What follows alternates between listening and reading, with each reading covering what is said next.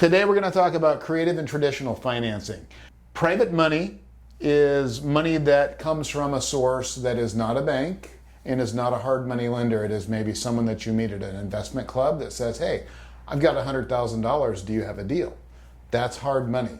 You guys set up a percentage that you're going to be paying on the money, and it can be set up 100 different ways, but that's generally the way it works. Someone comes in with the money, you come in with the deal, you pay them a specific percentage on their money, they get their interest, and you get the profit on the project. It can be set up many different ways, but that's what private money is. Owner carry. This is perhaps one of the most phenomenal things that you can do because there's really good tax incentives for an owner to carry a property. Let's say they own a 4-unit apartment complex and they're getting to the age where they don't want to deal with it anymore, or they want to move out of the state and they can't manage it anymore. If they sell that property, they're going to have to pay capital gains on that, which could be a lot of money, 20% plus on the gain. And if they are willing to carry paper, they're only going to have to pay taxes on the payments that you make to them every month. Pretty sweet for them and pretty sweet for you because you don't have to go through bank financing. Usually there's an end date on it. It's not 30 years. They'll carry it for 5 to 7 years or whatever you agree on. At the end, there will be a balloon payment, meaning whatever the balance of the loan is, you have to come up with, which means you may have to jump to this side of the board and get traditional financing, which we'll talk about in a minute. But owner carry is an awesome way to get started if you can find someone that's trying to get out of the game or someone that, for whatever reason, wants to sell their property. Always bring it up. Always bring it up. There's no reason not to. Hard money. Hard money is the way most people get started. That is when you have a lender that does that professionally. They lend money as a business. And they usually charge anywhere from 8 to, used to be 12%, but now I see numbers from 8 to 10%, depending on how many deals you're doing and how much experience you have. Obviously, the rate goes up if you don't have a lot of experience. So let's say you're getting a hard money loan. They're going to charge you 8 to 10% for interest, plus they're going to charge you what they call points. Points are just take out point and put percent. So if they're charging 1 point, they're charging 1% for the pleasure of giving you a loan. So if they're charging 3 points, and usually it's somewhere between 2 and 3 points, and it's a $100,000 loan, you're going to give them a $3,000 fee to originate the loan. And a lot of times they'll fold that in to the loan itself, and you'll pay that off in the end. But remember that, and you're going to be making monthly payments on that. So you have to borrow enough money to make the monthly payments. That is hard money. A percentage rate plus points, and the percentage rate is generally higher than what private money will be. So hard money is a great way to get started. A lot of people always use hard money. Hard money is very common. There's a lot of hard money lenders out there. Go to an investment club, you'll meet 3, guarantee it. Partner, that's another great way for creative financing. Creative financing is any way you can get a deal done, period. Anything that works, whether you trade your Chevy Nova for a down payment on a house, or you decide to work for a year for someone for free, that is creative financing. Anything that's outside the realm of the bank is creative financing. So partnerships can be creative financing. That's when you bring somebody in and say, okay, I've got the deal, you've got the money, we're going to split the profits. That's creative financing also. Or I've got the deal, I've got some of the money, you've got some of the money, I'm going to give you a smaller percentage of the profits. Or I'm just going to give you interest. You can arrange it any way you want. Think about it. Think about all the ways that you can arrange creative financing. And that goes on this side. This side over here is where you want to end up. So if you're starting off as a new driver with a moped, so I used to have a moped and I looked good. They were very popular in the 80s. So you start off with a moped, you end up with a Porsche, my preferred mode of transportation, even though I don't have it. And everybody starts off down low and works their way up. The bank is the Porsche. That's where you want to be. You want to go from here to here, from here to here. You want to go from the moped to the Porsche every time. Now we're talking the BRRRR method. Okay, guys? The BRRRR method means you buy it, you rehab it, you rent it, and you refinance it. You get your money back out. then you can do it again, right? You rent it out, you get your refinancing in place, and you get your money back, find another property and do it all over again. Pretty soon, you've got a little bit more money and you can do 1 or 2 projects at a time. That's how you set this buying spree of yours on fire. Just don't overdo it. You know, it's not a sprint. It is definitely a marathon, guys. But bank financing is the be-all, end-all. So how do we get bank financing?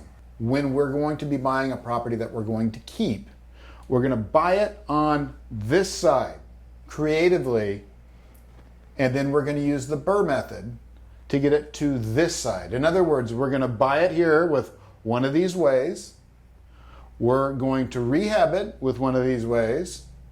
We're going to get it rented out, and then we're going to go to the bank and say, hey, I've got this great property that I only owe $400,000 on, and it is now worth $600,000. Will you give me a loan, Mr. Bank? And if the bank says yes, then you've just done the BRRRR method, and you can go out, get your money back that you put into this one, because you have to put a little bit of money in, a little skin in the game, and do it all over again, guys. That's the BRRRR method.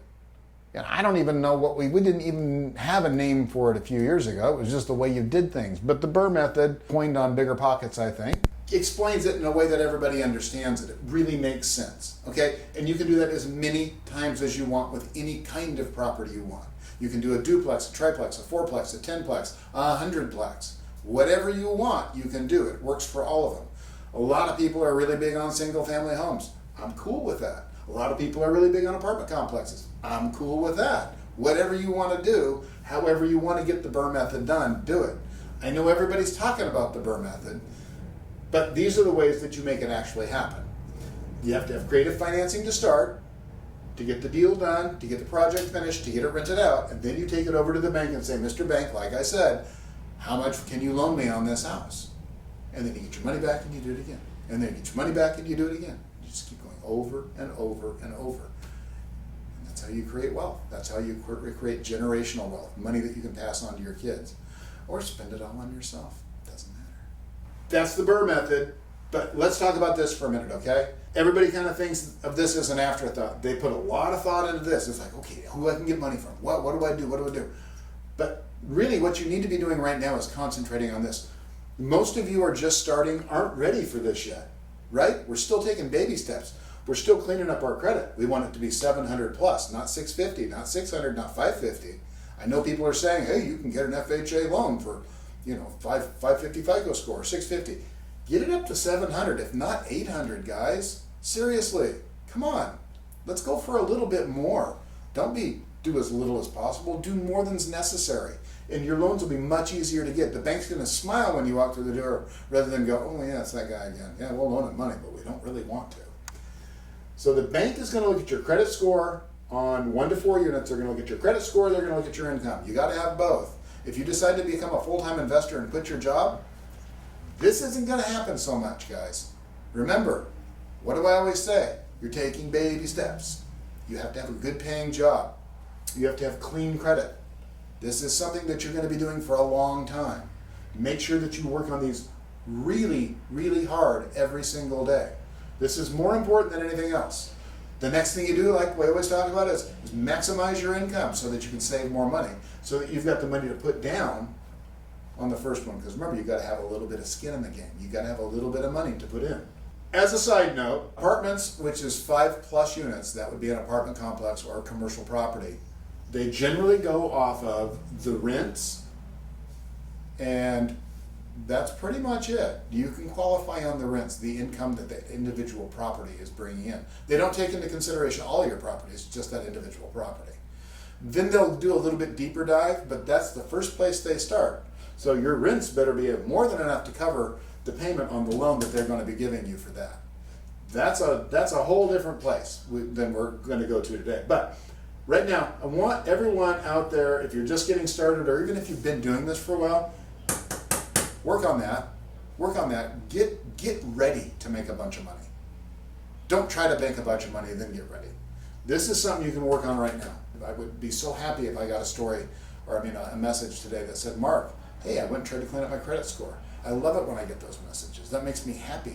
I get goosebumps whenever I get a story about someone that says, yeah, I'm renting out my room, I'm hacking out my house, I'm working on my credit, I'm getting bills paid off. That makes me happy because that means that you're serious about this. When you come to me and you go, yeah, I want to go see if I can find private money of $1 million so I can buy a 6-unit apartment complex, and my job at McDonald's is really looking good. I know you're not serious. I know you're a dreamer. Dreaming's okay, but as long as it's realistic dreams, guys. Make sure that it's realistic. All right? This comes first. This comes second. Okay? But you can work on this to begin with. All right? This is where you're going to make your wealth.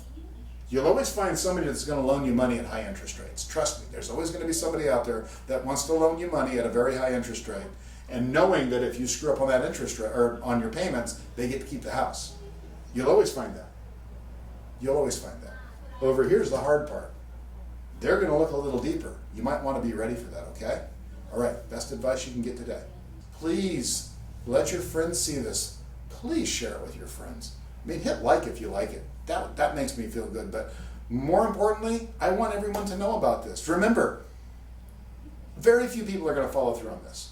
Very few. And I'm not talking about you specifically. I'm talking about, generally speaking, all the people that you see on the forums and everything. Most of those people will never follow through on this. But you're different because you're actually going to make baby steps. You're not going to jump into borrowing $1 million and losing it. You're going to take baby steps. You're going to build your business. You're going to do it the smart way, right? Yeah! That's what we want to hear. I want to hear good stories about people being successful at this. It's not overnight, guys. Take those baby steps. Do what you got to do. Get going, all right? Let's go out and smash it, man. Ooh, that's a good one. Let's do that from now. Let's go out and smash it. Everybody else is saying boom and everything else. We're going to smash it, okay? All right. You guys have a good week. I'll talk to you next Monday. Bye-bye.